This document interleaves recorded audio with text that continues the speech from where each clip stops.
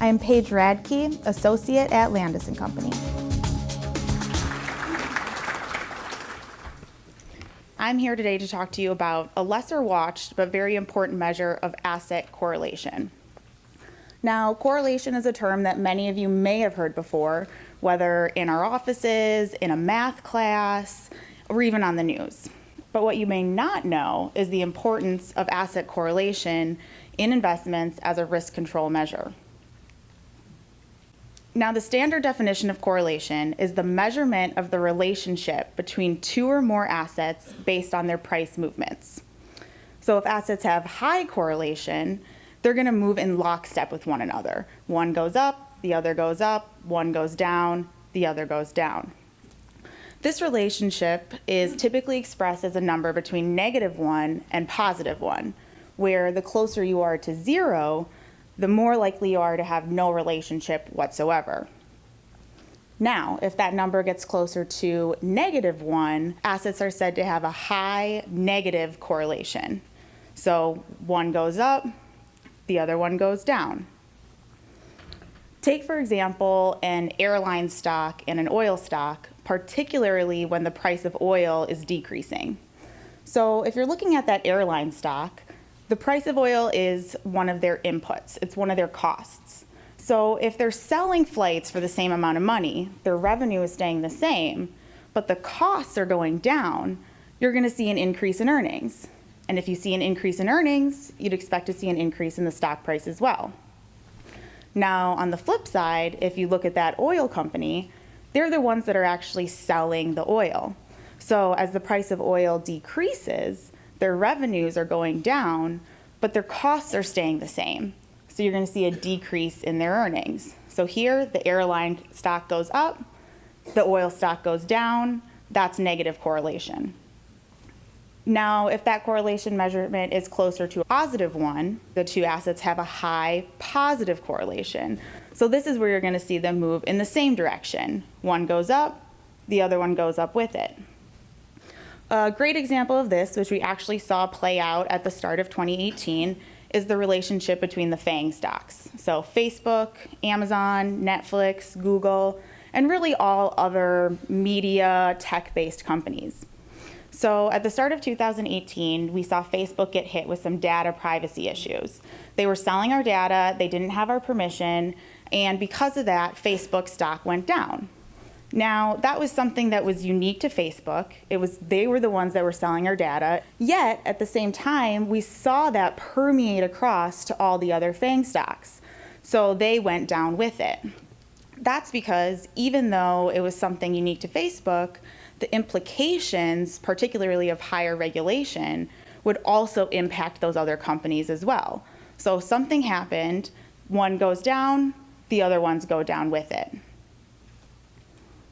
Now, taking it back to low correlation or being closer to 0, you're going to be really hard pressed to find assets out there that have no relationship whatsoever. The only thing that you might see that in is cash, but nobody wants to hold only cash in their portfolio because then they'll never see any growth.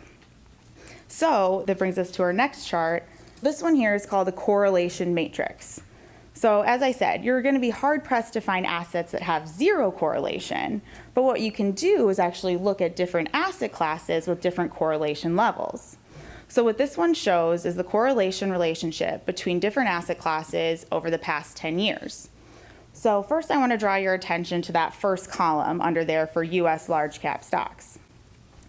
As you can see going down there, you see the correlation relationship amongst those different asset classes. International stocks have a higher positive correlation, and that's to be expected over the last 10 years, right? We saw increased globalization, we saw synchronized global growth, so you would expect to see that. Now going down that column, what I really want to draw your attention to is the relationship between the bonds and the large cap US stocks. It is a negative correlation, right? So if you have stocks, they're going to act in a different way than bonds. But what's really important is looking across that row for bonds, you can see that they have a negative correlation with all other major asset classes. That is exactly the reason why correlation is so important in your portfolios. We've all heard about the importance of diversification, right? Don't put all your eggs in one basket. Don't buy a bunch of stocks that are the same type. The reason behind why diversification works is those correlation relationships. Modern portfolio theory says that investors can diversify away the risk of investment loss by reducing the correlation between returns of the securities within your portfolio. So think about that. If you have everything in your portfolio moving in the same direction all the time, you're going to be in for a much more bumpy ride. Everything's going to go up, everything's going to go down. If you have assets within your portfolio that are moving in different directions, that increased volatility, those movements are going to level out. One thing goes up, one thing goes down. The net implications on your portfolio is going to be less movement. So by constructing a portfolio that have different asset classes with low correlation, if you get hurt in one area of your account, there should be something else in your account that props that up. And that ends up taking away the risk of selling things at the wrong time because you have reduced volatility. Now, of course, as with anything that's in the economy and the markets, correlation relationships are not constant, and they're heavily dependent on economic events. Take, for instance, the financial crisis of 2008. At that time, we saw the correlation between U.S. Treasuries and U.S. stocks, so stocks and bonds, spike. So that's something that was really nerve-wracking. Or even more recently, at the start of 2018, we saw both your stocks and your bonds losing money at the same time. Like I said, that can be scary. That's not the way your portfolio is supposed to work. Things are supposed to move in opposite directions. But what you need to remember is that there's multiple other times when we see this happen. It's not a unique event. For example, correlation has increased in all time periods of crisis and uncertainty. Think about it. It makes sense, right? If you have things in your portfolio and you're uncertain about the future and there's a crisis going on, you're going to sell. You're going to sell your stocks, you're going to sell your bonds. You want to protect yourself. So the correlation relationships increase because everybody's selling and nobody's buying. On the flip side, correlation actually goes down when interest rates are higher. So think about this.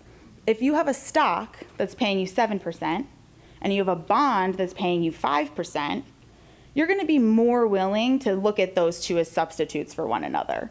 If you sell the stock, which has a little bit more risk, and buy this 5% bond, you're really only giving away about 2% return, but you're going to be in for a smoother ride. So you sell the stock, price goes down, buy the bond, price goes up, and that's when you see that inverse relationship.